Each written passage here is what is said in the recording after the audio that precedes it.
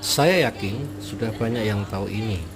Akhirnya saya coba sendiri, mengganti saluran air masuk ke mesin cuci dengan pipa PVC 3/4 inch. Berat selang yang nempel di mesin cuci saya ukurannya 3/4 inch. Saya pasang elbow drat dalam 3/4.